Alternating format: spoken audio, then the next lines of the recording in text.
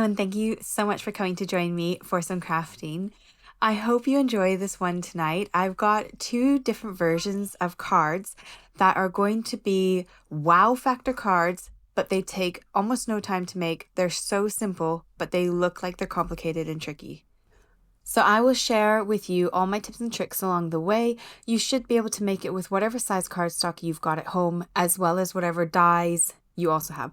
So this is a project that's going to involve dies. We're going to be die cutting with larger dies as well as smaller dies. I've also got this butterfly shape die that I'm going to use today. Obviously, you can modify it to whatever you've got in your stash that's going to work. So I'll explain it as we go, but these are the two styles of cards we're going to do. We're going to do this one with the butterfly that kind of pops through. And then we're also going to do the first card that I showed you that's kind of got the little flap element that sort of fits inside the front of the card. So really, really fun one. I hope you enjoy it and stick around for the entire video. And I'm going to do the best I can to describe how I put together the cards, but obviously tweak it slightly to fit your cardstock as well. Now, because we are going to be die cutting through multiple layers, I am going to use my thinnest cardstock. So this stuff here, I think is around 150 GSM roughly.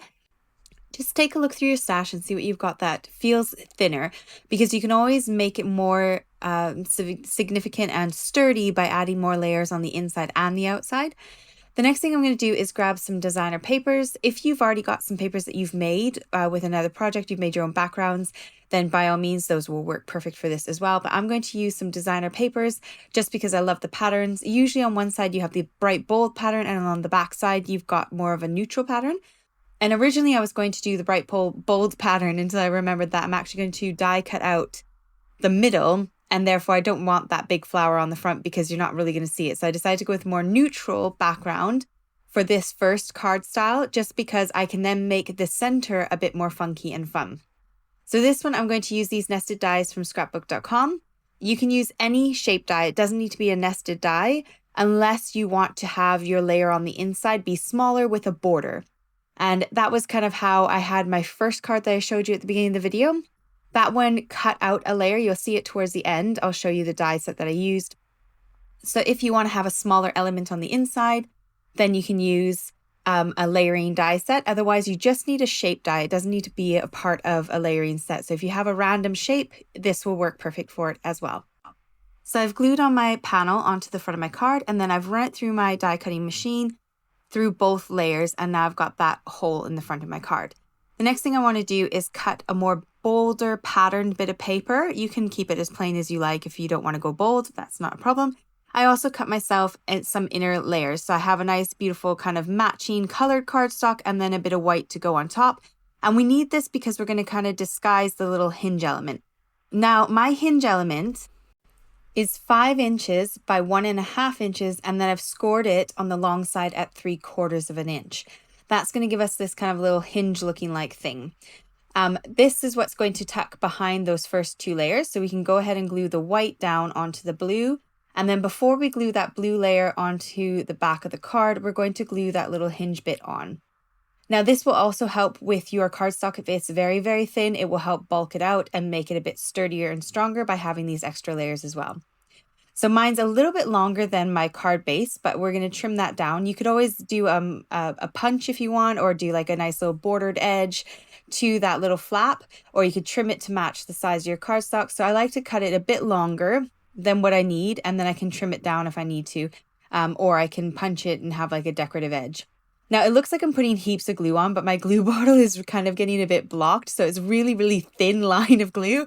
I just had to put quite a bit down to kind of make sure that it's covered. So you'll see a lot of glue going down, but I'm really struggling to squeeze my glue bottle here because it's a bit blocked up, and I just wanted to get on with crafting. So I didn't want to deal with finding a nice big pin and kind of poking through it.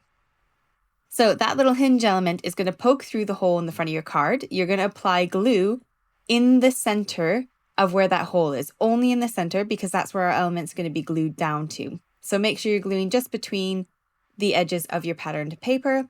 And if you get any excess over the edge, just give it a little wipe off. Then you're going to pop your element right back into its hole. It should fit nice and snug in there. And it shouldn't be that your cardstock is so bulky that you can't put it into that hole. It is a little bit tighter than if you went for a shape that went a little bit smaller, if you had nested dies. but it still does work. And that little hingy bit is great because you can kind of pull on that little hinge bit and that will help it come through. So here you can see I'm struggling a little bit, but it does get easier when you move it back and forth a bit. So here's that first card. You can see I have that tiny little gap. This set of dies from Paper Rose are really, really clever because it die cuts out this extra little gap for you. So I get the same, almost the same kind of thing as a layering die set. The downside is that on the right-hand side, it pops up. On the left-hand side, it lays nice and flat. And so then you can just kind of see the magic happen a bit more. I'm obviously not speeding this bit up so you can see sort of more real time how long it takes to open, but it gets easier as you open and close it. I've also got a kind of funky shape going on with my die, but you can pull that little lever on the left that we've put on and it kind of just pops in nice and snug. Now, this is the die set that I use to decorate the front. I love this little set. I got it from scrapbookdotcom, ordered it a couple weeks ago. It only took about a week to get to the UK. Love it. I'm so thrilled with this little set. It's super, super cute. Cuts 3 of the same butterfly and then it cuts 3 of the same little antenna bits. And it comes with a little stencil as well. So you could cut it out of white cardstock and decorate it. Now, I bought these from Craftelier. They are mini dome daubers. They're so cool. I thought this would be perfect for inking up the edges a bit. I did go on a little bit of a shopping spree this month and got some new bits because I felt like everything in my stash was all Christmas. And I'd bought quite a lot of Christmas stuff over Christmas and I didn't have any kind of fun new things to play with. So I did buy a few bits from Craftelier and a few bits from scrapbook.com as well. So I'll link everything down below if you want to find anything that I've used today. They should all be there because it's all stuff that I've just got recently and so I wanted to play with it. But these little butterflies are so cute and they kind of have wings that sort of pop up a little bit as well, which is really cool. And the mini daubers are too stinking cute. I love them. Now, you don't have to ink up the edges. I just did it because I was really wanting to add a little bit more dimension of color on there. Once you've got your butterflies ready to go, you can stick on the antennas and then pop them onto your card with a bit of foam dots to make them pop up a little bit more. Now, one thing to also bear in mind is that this has got to slip through that little hole. So don't put anything too bulky on the front of this little panel. Make sure it fits nice and neat inside that little panel, or you will get stuck trying to move that panel in and out of the front of the card. Hope that makes sense. So don't put a sentiment on it that's going to kind of go across that area. You want to make sure everything fits nice and neat inside the center of it. When you've got it as you like it, you can either trim off the edge like I'm doing here, or you could cut a little banner bunting into it, or you could scallop the edge, whatever you kind of fancy. But it just adds such a cute little flap and a cute little element. And then obviously your sentiment or your message to your recipient is completely covered by that little panel being the same size as the hole you cut it out of. So you're not going to see any writing through that bit at all. So now we can go ahead and put a sentiment on the front. And I finally found these dies. I've had these dies in my stash for a year or 2 years maybe. I have 3 sets of these pink and Maine dies. And I was so irritated because I somehow managed to put them in my stack of like A4 pieces of cardstock and I just couldn't find them anywhere. And I was so annoyed because they were so handy. They fit so many different stamps and we're going to actually use them in the next technique we do to cut a hole in our cardstock. They're so handy and I've been so angry because they're still available. You can still buy them on scrapbook.com and they've just been a brilliant die set and I misplaced them for at least 6 to 9 months. I've not been able to find them and I have searched everywhere. So stupid me had stuck them in between some cardstock and I couldn't see them. Managed to find them today, so I got them back out. And I'm using them to cut out the sentiment. The thing I love about sentiment strip dies like this is that if you get a big set, they will fit like every sentiment that you've got in your stash. So you don't then need to have sentiment dies for that stamp set. So it's a great handy tool to have. So I pulled out some of my foam strips and backed up my sentiment just so it pops up a little bit more and kind of matches with those butterflies. Put it on slightly wonky, had to move it a bit. But that finished off this card. I could add some gems if I wanted, but I thought this was enough. And the nice thing about this card is it is completely flat, so it should go in an envelope nice and easily. It's not got very much dimension at all. And then it's just got this cool little element of this bonus kind of flappy bit. I don't know how to describe it. I'm really struggling with describing this one here. Now, this is the original one that I did, as I was mentioning to you, and this is the die set I used. It has this little edge on the inside of this die, so it does stitched edging, but it basically cuts out that little bit in the middle so you can kind of get just a tiniest gap. So that's quite fun for this kind of card. It works quite nicely. You will see some of the writing poking through that bit though. Now, if you enjoyed this video and you enjoy the content and what I'm sharing with you tonight, please don't forget to comment, like, share, and subscribe. Every one of those little things is what keeps this channel going and keeps my content coming to you for free. YouTube pays me, so no one else has to. And every one of those little things is what brings my income in. So I appreciate so much when you guys do that.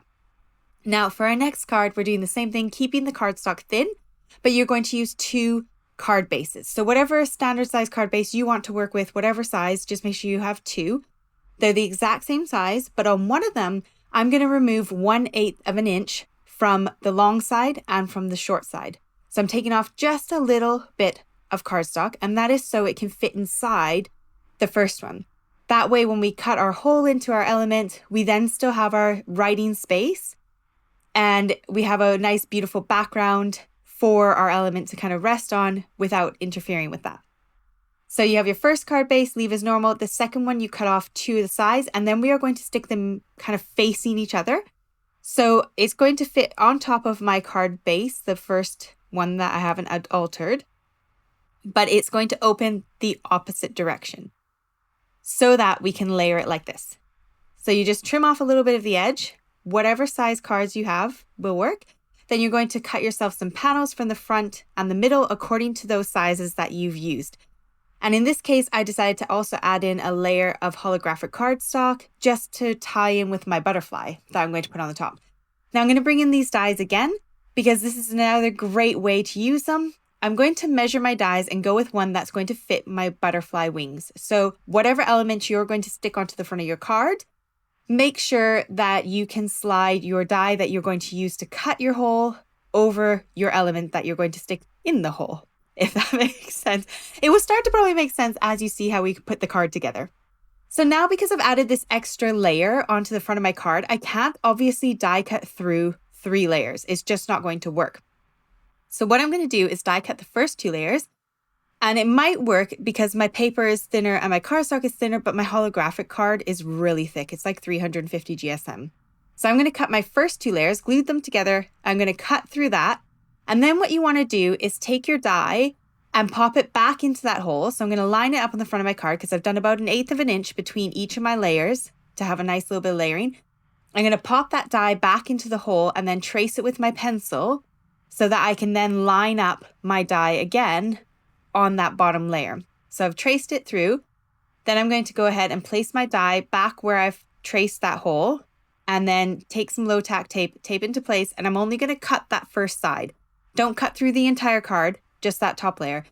And now when we go and put those layers on top and stick them all together, they will all be lined up beautifully and perfect. And they will all be very symmetrical as well. So I'm going to go ahead and add some glue, which looks excessive, but I promise you it's just really thin.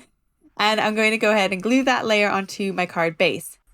Now for this one, I did it kind of opposite to the first one. I wanted that bright, bold pattern paper as the top layer.